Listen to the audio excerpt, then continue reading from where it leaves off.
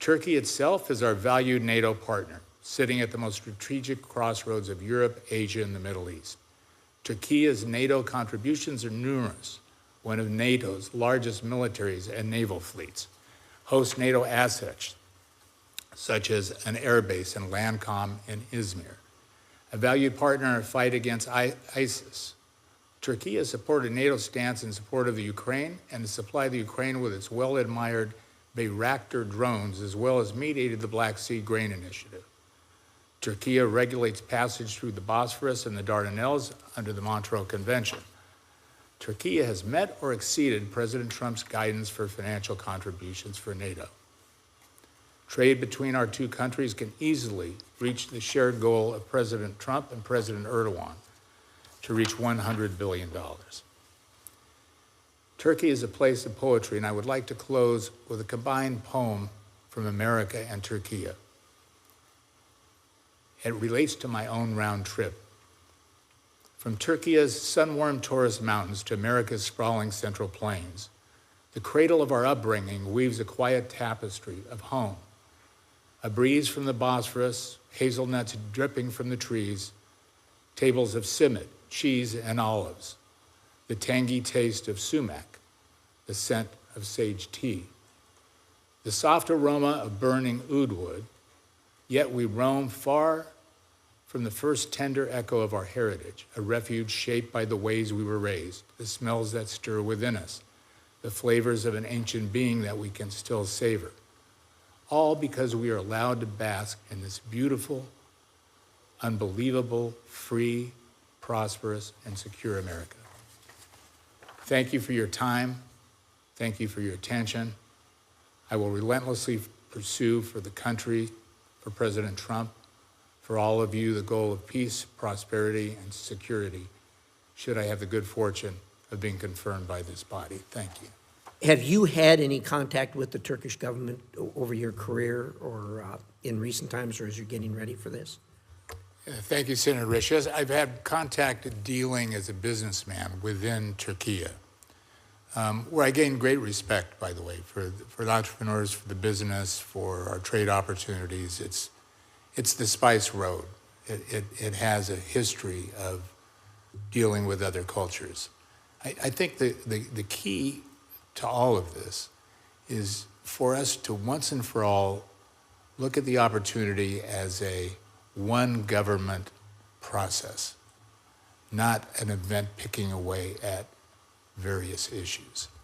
My goal would be that we create what our priorities are, what the message is, understand from the Turkey government what their priorities and message is, and we create a firm and structured process to actually get those things done. I think the president's message of peace, prosperity, and security is also a message for the Turkey population. We have lots of wood to cut, and my hope is that a combined executive legislative basis will allow our teams, our mission on the ground to do what they do best in diplomacy.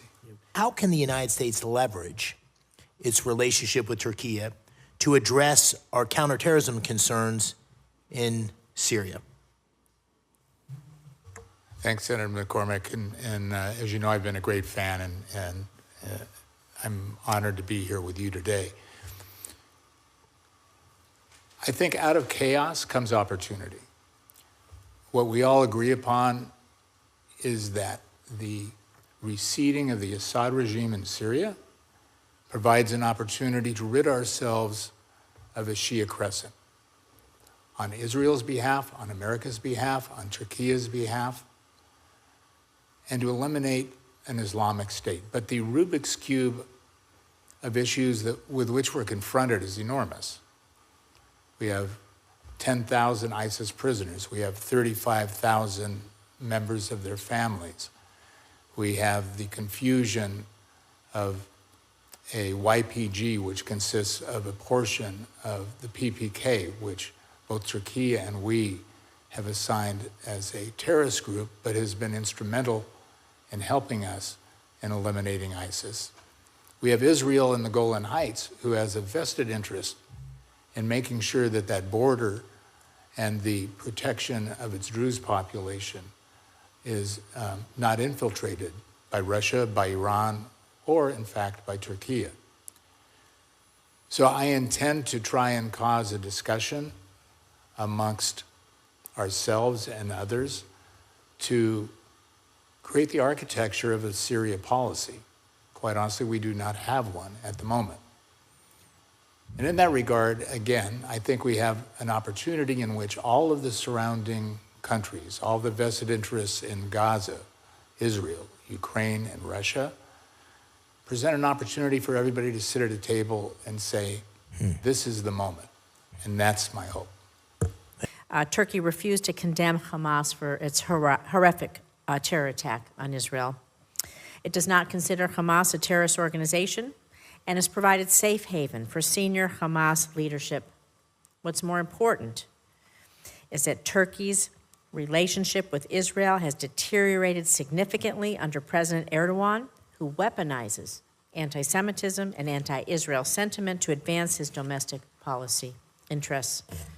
So, Mr. Barrack, given all of this, how would you, if confirmed, work to ensure that Turkey stops being a sanctuary for Hamas and take steps to improve the security environment in the broader region, including by taking steps to improve its relationship with Israel? Senator, thank you for that piercing and complex question. If I were given the opportunity, my attitude is to provide constant dialogue, constant pressure, constant consistent focus of what our desire is with the Turkey government. The policies and practices that are set forth are to be implemented, if I'm fortunate enough to be in that position, by our mission. That direction, those practices, those policies will be governed by the President of the United States and by this esteemed body. If confirmed, how do you plan to work with Turkey to advance U.S. trade relations? Thank you, Senator, and thanks for the time that you spent with me to visit. I really enjoyed it, and I'm looking forward to visiting the Bozeman Stampede. Turkey is a great opportunity. It was the pulse beat and the heartbeat of the Spice Road and the Silk Road. It was always the center of interconnection of cultures, of religions, of races, and trade that was going from east to west and vice versa. And my belief is that it can once again be a new Spice Road in energy, transport, manufacturing, and defense. As Senator Risch indicated, we have lots of issues that we have to chop through in order to get there. Energy being one of the key starters. Turkey itself is at a deficit of energy, but has been a large importer of liquefied natural gas, which originally came through Russia through 3 specific pipelines. With the current war and upsets in Ukraine, it started to rely on the U.S. So 60% of the LNG is now coming from Cheniere, Exxon, and Mobil from the U.S. Amazingly, Turkey, as a new Spice Road, can be a reshipping terminal through its free-floating gas distribution terminals as a hub for more gas to Europe, which also provides Europe with another shield to Russian intervention. Defense, aerospace, media are all areas that, in partnerships with American companies, which is also a strategic international interface to keep China and the Belt and Road Initiative away for a while, is the opportunity. So I believe that we can reach the stated goal of President Trump and President Erdogan to try and get to $100 billion in shared trade on a bilateral basis a year. We're at about $40 billion today. The International Criminal Court has issued arrest warrants against Israeli officials, including Israeli Prime Minister Benjamin Netanyahu, to punish Israel for its campaign against Hamas. Those warrants are disgraceful, they're illegitimate, and they're breathtakingly dangerous to America's national security interests. The warrants are disgraceful because Israel's war against Hamas is a legitimate campaign of self-defense in response to the October 7th terrorist attack. And I believe that our Israeli allies should not stop until they have utterly eradicated Hamas. They are illegitimate because Israel is not a member of the ICC, and the ICC has no jurisdiction over Israel. And they pose an acute threat to the safety and security of Americans because the precedent being set would allow the ICC to prosecute American officials and American troops who are likewise outside the court's jurisdiction. In response to this threat, President Trump issued an executive order. It reads, quote, "The United States expects our allies to oppose any ICC actions against the United States, Israel, or any other ally of the United States that has not consented to ICC jurisdiction." However, Turkey, and Erdogan in particular, have been active in boosting the ICC's campaign. Erdogan said, quote, "We support the arrest warrant." Erdogan met with the ICC prosecutor responsible for the warrants, Karim Khan, and expressed support for the ICC's attack against Israel. Erdogan's position puts both him and Turkey on a collision course with President Trump and with the United States. Please talk a little bit about how, if confirmed, you intend to approach this challenge. Thank you, Senator. My first advice would not be the welcome wagon to Senator Erdogan, but it would be, please don't get on a collision course with President Trump. That would not be a wise direction. My attitude and intention is simple. The practices and policies of the United States, of President Trump, of this body, are my GPS. I'm not a policy maker.